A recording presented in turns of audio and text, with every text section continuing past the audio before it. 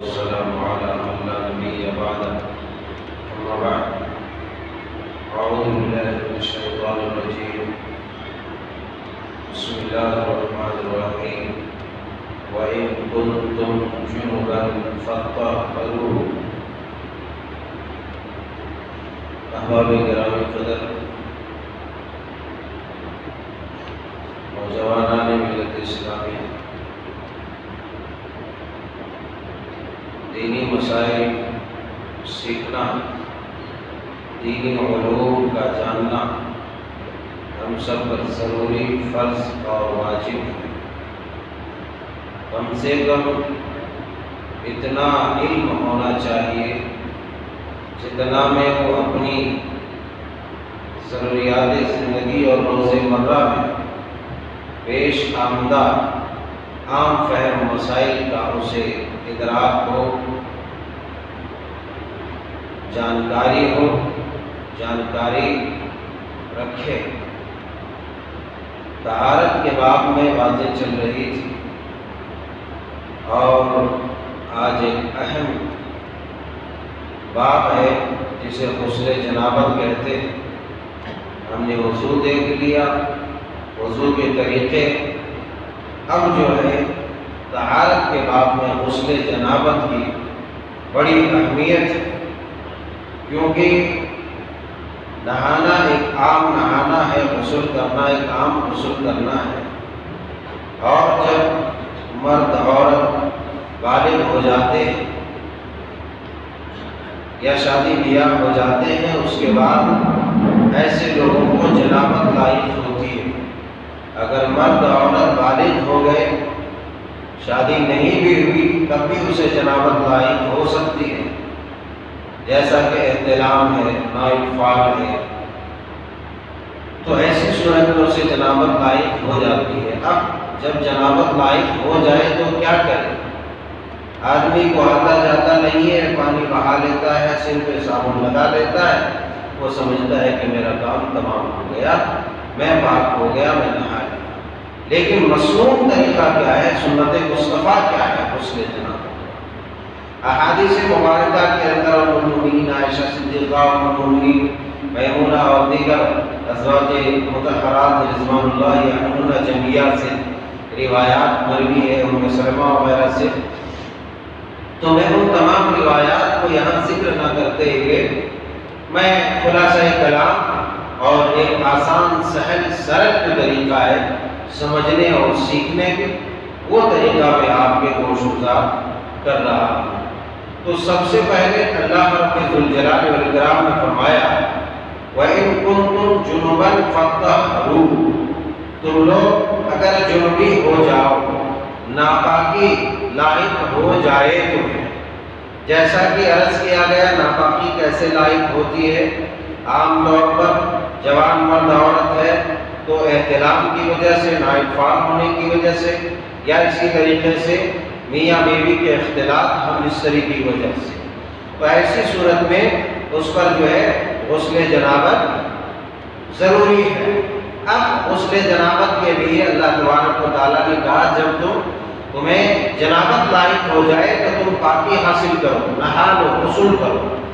غسل میں جو سب سے پہلی چیز ہے اور ہر اعمال میں اللہ کے پیارے حبیب علیہ السلام کا فرمان گرامی انما الاعمال بالنیات کے تحت، چاہے غسل جنابت ہو یا کوئی بھی عمل ہو، اس میں نیت انتہائی ضروری ہے اور فرض ہے۔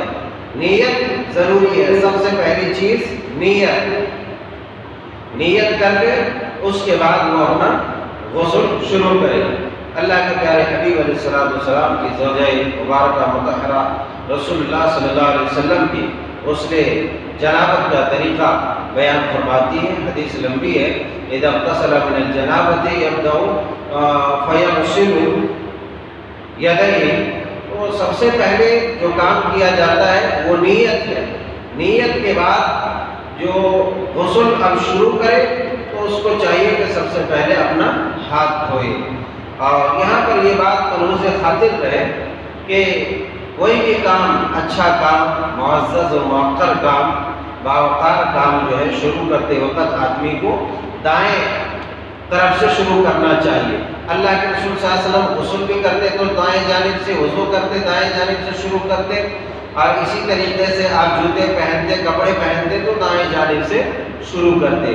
البتہ کنگھی بھی کرتے تو دائیں جانب سے جو ہے کنگھی کرنا شروع کرتے۔ البتہ جوتے پہننا، جوتے اتارنا اور کپڑے اتارنا، تو یہ جو اتارتے وقت بائیں کا خیال کرے، پہلے بایاں اتارے بعد میں دایاں اتارے۔ جس طرح سے مسجد میں آتا جاتا ہے تو آتے وقت پہلے دایاں رکھتا ہے، پھر جاتے وقت پہلے بایاں رکھتا ہے۔ تو معزز کام میں، محترم کام میں ایسے کیا جاتا ہے۔ پہلا اسٹیپ ہے کہ اللہ کے رسول صلی اللہ علیہ وسلم نے جو کام کیا وہ غسل کے لیے سب سے پہلے اپنے دونوں ہاتھ کو دھویا۔ ایسے بھی آدمی سو کر کے اٹھتا ہے تو یہاں وہاں ہاتھ لگانے کے بجائے مصنون طریقہ یہ ہے کہ اس آدمی کو سب سے پہلے جو ہے اپنی ہتھیلی کو، اپنے ہاتھ کو کلائی تک دھو لینا چاہیے۔ اس کے بعد برتن میں ہاتھ ڈالنا چاہیے یا کچھ چھونا پکڑنا چاہیے۔ تو سب سے پہلے اپنے دونوں ہاتھوں کو دھونا چاہیے، پھر جو ہے بائیں ہاتھ سے اپنی شرمگاہ کو اچھی طرح سے دھونا چاہیے کہ کہیں کوئی گندگی لگی ہو تو اس گندگی کا تصفیہ ہو جائے، اس کو صاف کر لے۔ یہ دوسرا اسٹیپ ہے۔ جب اس کے بعد جو ہے عام طور پر جو آج ہم کرتے ہیں ویسا اللہ کے رسول صلی اللہ علیہ وسلم کی سنت یہ ہے کہ اپنی جو ہے خاص مخصوص اعضاء کو صاف کرنے کے بعد آپ مٹی میں جو ہے ہاتھ رگڑ کر کے دھلتے تھے۔ تو ہمارے پاس صابن ہے وغیرہ وغیرہ ہے، شیمپو ہے، یہ ساری چیزیں، تو صابن وغیرہ سے ہاتھ دھو لینا چاہیے۔ اس کے بعد تیسرا اسٹیپ جو ہے وہ آسان اور سہل، وہ نماز کی طرح آدمی وضو کرے، نماز کی طرح وضو کرے۔ رسول اللہ صلی اللہ علیہ وسلم کی زوجہ مبارکہ مطہرہ فرماتی ہیں طریقہ بیان کرنے کے بعد غیر رجلئی، وضو کرے مگر پیر نہ دھلے، وضو کر لے پیر بعد میں دھلے۔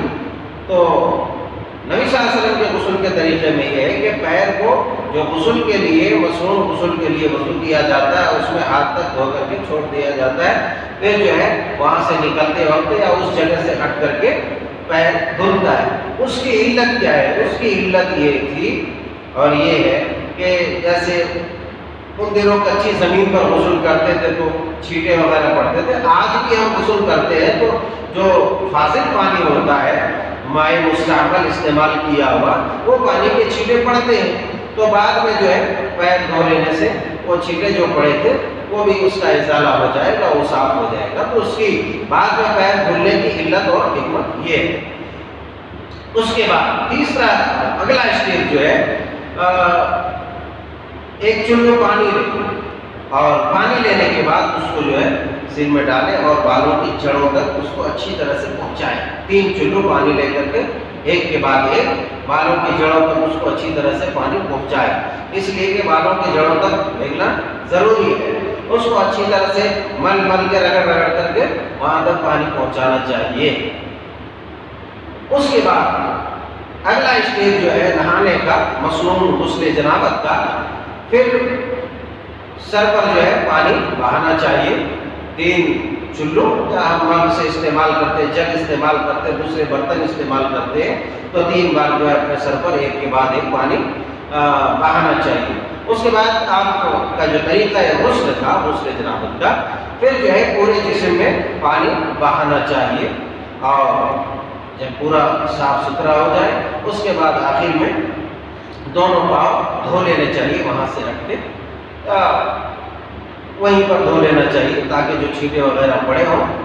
تو یہ مصنون طریقہ تھا مختصر غسل کرنے کا۔ اس میں 1-2 اور اہم چیزیں ہیں جو آپ کے ہوش گزار کرنا ہے، مرد و خواتین کے لیے تھوڑا سا فرق ہے، وہ فرق حاصل کرنا ضروری ہے۔ یوں تو طریقہ غسل جنابت، مصنون طریقہ جو ہے مرد کے لیے بھی عورت کے لیے، دونوں کے لیے برابر ہے۔ البتہ غسل جنابت میں عورت کے لیے سر میں جو بال باندھ کے رکھتی ہے عورتیں، تو وہ مینڈیاں کھولنا ضروری نہیں ہے۔ یہ ابو داؤد شریف کے حدیث مبارکہ میں حضرت ثوبان رضی اللہ تعالیٰ عنہ سے مروی ہے کہ آپ علیہ السلام نے فرمایا، جب آپ سے پوچھا گیا، صحابہ نے پوچھا غسل جنابت کے تعلق سے، تو فرمایا الرجل فلینصب رأسہ فلیغسلہ حتی یبلغ اصول الشعر، غسل جنابت کے بارے میں پوچھا گیا تو مردوں کے لیے یہ بتلایا کہ مرد جو ہے اچھی طرح سے رگڑ کر کے اپنے سر کے بال کو دھلے، اچھی طرح سے دھل لے، حتی یبلغ اصول الشعر، یہاں تک کہ بالوں کے جڑوں تک اچھی طرح پانی پہنچ جائے اور بھیگ جائے۔ وَأَمَّا الْمَرْأَةُ فَلَا عَلَيْهَا أَلَّا تَنْقُصَهُ لِتَغْرِفَ عَلَى رَأْسِهَا ثَلَاثَ غَرْفَاتٍ بِكَفَّيْهَا، فرمایا کہ عورتوں کے لیے یہ ہے کہ صرف جو ہے وہ 3 چلو پانی بہا لے، اس کو سر کی منڈیاں کھولنے کی ضرورت نہیں ہے، عورت کے لیے یہ ہے۔ البتہ جو ہے پانی کو پانی سے بھگانا ہے، 3 چلو پانی لینا ہے تاکہ بالوں کے جڑوں تک پانی کی رسائی ہو سکے۔ البتہ جو عورتوں کا دوسرا غسل ہے، جسے منتھلی پیریڈز کے بعد فارغ ہونے کے بعد غسل کرتی ہے، تو اس میں جو ہے یہ ہے کہ سر کے بالوں کی منڈیاں کھولنا ہے۔ ام المؤمنین عائشہ صدیقہ رضی اللہ تعالی عنہا غسل فرما رہی تھی، اللہ کے پیارے حبیب علیہ السلام نے ارشاد فرمایا انقضی شعرک واغتسلی، کہ اپنے بالوں کو کھولو اور اس کے بعد غسل کرو، اپنے بالوں کو کھولو اور غسل کرو۔ تو غرض یہ کہ معلوم یہ ہوا کہ جب عورت ایام ماہواری سے پاک ہوتی ہے، اس کے بعد غسل کرتی ہے، تو اس کے لیے بالوں کو اچھی طرح سے کھولنا اور بالوں کو اچھی طرح سے دھونا اس کے لیے ضروری ہے۔ البتہ جو جنابت لائق ہوتی ہے غسل جنابت میں ایسا کرنا ضروری نہیں ہے۔ تو معلوم یہ ہوا کہ عورت اور مرد کے غسل میں کوئی فرق نہیں ہے، البتہ فرق جو ہے عورت کے غسل ہی میں تھوڑا سا، جو ابھی میں نے یہاں پر واضح کر دیا ہے۔ اسی طریقے سے ایک اہم بات اس میں یہ ہے کہ ایک آدمی مصنون غسل کرتا ہے، مصنون غسل کرنے کے بعد اب اس کے لیے الگ سے نماز کے لیے وضو کرنے کی ضرورت نہیں ہے، الا یہ کہ وہ اس آدمی نے اپنی شرمگاہ کو نہاتے وقت ہاتھ نہ لگایا ہو، اس لیے کہ اگر اس نے اپنے اعضائے مخصوصہ کو، خاص جگہوں کو، شرمگاہ کو چھو لیا ہو تو پھر اس کا وضو برخاست ہو جائے گا اور اس کو وضو دوبارہ کرنا پڑے گا۔ اور اگر کوئی ایسا ہے جس نے مصنون غسل کیا ہے اور اس نے وہاں ہاتھ نہیں لگایا جہاں لگانے سے پھوٹ جاتا ہے، تو اسے دوبارہ جو ہے غسل کرنے کی ضرورت نہیں ہے۔ اسی طریقے سے دوسرا پاکی کا جو غسل جنابت ہے، اب بعض دفعہ جس آدمی کو غسل جنابت کی ضرورت ہے، جنابت لائق ہو گئی مگر اسے پانی نہیں مل رہا یا پانی استعمال کرنے کے وہ قابل نہیں ہے، تو ایسے آدمی کے لیے کیا حکم ہے؟ شریعت چونکہ دین آسان ہے، سرل ہے، سہل ہے، اس میں کسی کو کسی چیز میں زور زبردستی اور سختی نہیں کی گئی ہے، یہ معتدل اور متوسط دین ہے، اس میں بہت زیادہ کسی چیز میں جبر نہیں، پریشانی میں نہیں ڈالا گیا، مشقت میں نہیں ڈالا گیا۔ شریعت نے ان تمام چیزوں پر بہت احتیاط سے کام لیا ہے۔ تو ایک آدمی ہے جو پانی استعمال کے لائق نہیں ہے، اور صحابہ کرام کی زندگیوں میں اس طرح کے معاملات بہت سارے پیش آئے۔ حضرت عمار رضی اللہ تعالیٰ عنہ کے بارے میں ہے کہ جب ان کو جو ہے غسل جنابت لائق ہو گئی تو اس نے جو ہے تیمم کیا اور اللہ تعالیٰ کا فرمان سامنے رکھا، تیمم کیا اور پورا جو ہے زمین پر لوٹ پوٹ کر لیا، جیسے بات جو ہے جانور مٹی میں لوٹ پوٹ کرتے رہتے، ویسے پورے جسم میں جو ہے مٹی لگا لی۔